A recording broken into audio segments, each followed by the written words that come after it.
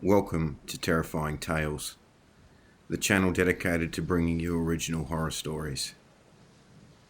Please support the channel by hitting the like button or leaving a comment. And please consider subscribing to the channel by hitting the subscribe button on the bottom right hand corner of the screen. The Mimic. Michelle Hadley watched the drops of rain run down the pane of the parlour window. No pattern to their paths, each one zigging and zagging in its hurry to nowhere. One drop collided with another, joining to form a new drop to continue its mad dash toward the bottom of the sill. A question entered Michelle's mind. Which drop is it? The two had collided and continued as one. So what happened? Did they combine and both live on? Or did one swallow the other, erasing it from existence? The morning was lovely, a mild autumn day with just enough warmth from the sun to keep the chill away. But as the day progressed, the dark purple clouds had come. Much the same as one raindrop swallowed the other, the clouds had swallowed the sun. Michelle knew she was supposed to be doing something, but her mind couldn't grasp it. She tried to find the thought as she sat on the faded floral sofa in the dim light offered by the parlour window. The question of which raindrop was which was a thought her mind was using to keep her away from what she really should be doing. Think, Michelle, what were you doing today? It hit her all at once. She felt the tears forming in her eyes. It wasn't the first time the tears had flowed that day. As the tears rolled down her cheeks, she wondered if they would meet at her lips, and if they did, which one would swallow the other. Stop it, she told herself out loud. Michelle remembered why she was in that room, in that house at all. She fought to keep her focus. Michelle Hadley had seen her mother buried at Palm Light Cemetery earlier that day. When her mother's coffin was being lowered into the ground in front of her, that's when the rain began. That's when her mind had shifted its focus on questions of raindrops. This faded floral couch belonged to her mother, as did the parlour room it sat in, and the house the room was in. Michelle was an only child, and the only surviving relative. Michelle was here now to get her mother's belongings in order. She was going to organise and make the house ready for sale. But now as she sat there, thinking of all the memories, she wondered if she could part with it. Could she really say goodbye to her mother with such finality? Sure, there wasn't much more finality than burying her, but the house felt just as much her mother as her physical body. Michelle decided she would start packing and hold off on a final decision until the task was done. One thing at a time, she whispered. She pulled herself up from the couch and staggered a moment. Michelle hadn't eaten a bite. Since when? When did I last eat? Pins and needles ran through her feet as the blood rushed to them. The small clock on the wall read 4:37 p.m. The funeral had finished at 10 a.m. Michelle had come straight to the house and sat on the parlour couch. It was no wonder her legs were unsteady. Michelle decided she'd start with the most difficult room first. Her mother's room. Michelle's fingers found the light switch on the doorframe. The light from the single globe overhead fought against the darkness creeping through the window from the overcast sky outside. Michelle found herself fighting back tears once more. The perfectly made bed topped with display cushions of all types, regal blue and gold trim and tassels, burgundy roses stitched over cream fabric, even a grey cushion with a black print of Bella and Edward from Twilight, her mother's favourite book series. Michelle sat on the edge of the bed and cried. The springs groaned beneath her as she sank. Michelle muted the sobs as best she could, knowing if she allowed it, the crying would turn to hysterics. Through the blur of tears, Michelle eyed the painted white tallboy against the wall. A series of porcelain dolls lined the top. The dolls were once the thing of nightmares for Michelle. Having seen Child's Play featuring Chucky when she was far too young to have seen something so scary, Michelle used to be terrified of these very dolls. so much so that she'd refused to enter her mother's bedroom far into her teenage years. Michelle's mind wandered once more. She almost laughed at herself for once having such a fear. Childhood fears do not differ from other aspects of childhood. The silly pride they feel for completing the level of a video game, worrying about what friends will think of certain items of clothing, wondering why school was so necessary, and wishing it was all over with because nothing else in life would be as bad as school. And yes, a set of porcelain dolls were a young girl's biggest fear, not yet understanding that finding enough money to pay the bills and that the people you love will one day die were more realistic fears to hold. This final thought brought Michelle back out of her malaise. Through blurry eyes, she rose from the bed and knelt before the bottom drawer of the tall boy. The wood squealed with age as Michelle pulled it open a fraction. Neat piles of woolen coats and denim jeans sat inside. Michelle struggled to pull the drawer open further. A gentle thud echoed from the floorboards beneath the tall boy. Michelle turned on the torch of her mobile phone and ducked down to check the darkness beneath. A small wooden box sat amongst the dust. The floorboards were cool against Michelle's cheek as she laid down to reach the box. The box was unfamiliar to her. It was lightweight and well made. A wood grain coated in dark varnish. 2 small gold hinges held the lid from the back, and a small gold latch held the front. Michelle opened the box to reveal an inside covered in dark green velvet. An old brass key sat alone. A flash of a long-forgotten memory played in Michelle's mind as she eyed the intricate pattern at the end of the key. I've seen that pattern somewhere before. But where? She'd only been 5 or 6 years old that summer's day. Michelle had gone to the basement to play to escape the heat. While she was down there, she'd found an old chest. Despite the chest being padlocked, she'd tried to open it anyway. What are you doing? Michelle jumped. Her mother had crept up behind her without her knowledge. I was just looking at the chest. What's in here?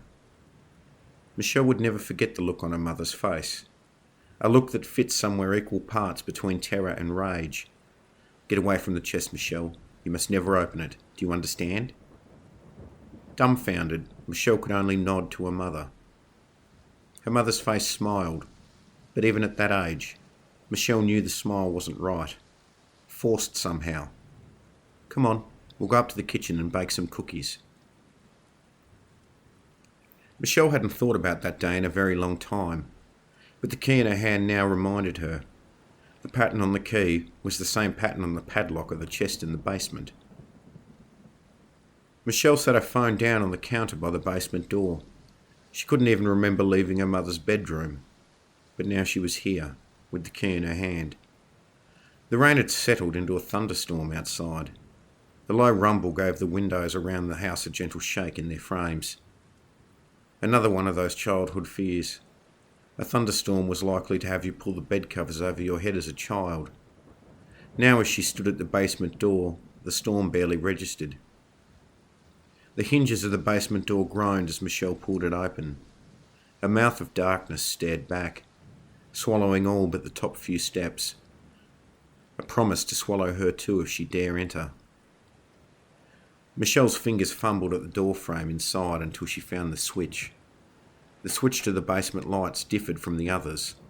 It took more effort, and as such gave off a more satisfying thud as the basement lights sparked to life below. With each step down, the steps groaned and shifted beneath the weight of her careful steps. Michelle wondered why she felt the need to creep. She was the only person in the house. Deep down she knew. Despite being buried and gone from the world, she knew her mother would disapprove of her objective. The basement seemed less friendly than the one from her childhood memory. A warm cave of wonder seemed now to be a cold and damp cement cabin. Old wooden shelves housing rotten cardboard boxes full of memories filled one wall. A few small windows near the ceiling took the other up, watching over a washer and dryer and basin. The gentle tap of rainwater on the cement echoed through the room. One of the white painted timber frames housing the windows had rotted, letting rain through. Michelle saw it. Tucked against the back wall stood the old timber chest. She ducked down in front of it and slid the brass key into the matching lock. It turned surprisingly easy for something so old. The gentle pop of the lock opening was deafening. Michelle's breath became short and sharp as her fingers wrapped around the lock and pulled it free of the chest. Her heartbeat pounded through her skull as she lifted the lid. The light from above filtered into the open chest, revealing nothing. The chest was empty. Michelle's heart settled as she felt a disappointment she didn't understand. A low feeling. No different from a magician giving away the secret to a trick, and the realisation that magic doesn't exist after all. Michelle closed the lid to the chest and started for the stairs. A creak in the floorboards above her head stopped her. She stood frozen, her eyes on the ceiling. The rumble of distant thunder shook the windows once more. Michelle let out a breath she didn't realise she was holding in. Relax, she told herself. It's just the house shifting in the storm. Michelle switched off the light and closed the basement door behind her. She picked up her mobile phone from the counter and checked the home screen. A flash of movement in the doorway opposite caught her eye. Michelle turned toward the kitchen. Empty. She turned on the light to make certain. Michelle, are you home? Her heart stopped in her chest. The sound had come from her mother's room upstairs. But that wasn't what scared her. No. That was her mother's voice. Michelle stood frozen in the kitchen. She wanted to run, head for the front door and leave, rain be damned. But her body refused to cooperate. After what felt an eternity, Michelle convinced herself that her own mind had fooled her. Her mother hadn't called out to her. How could she? They buried Mother in a nice plot at Palmlight Cemetery earlier that day.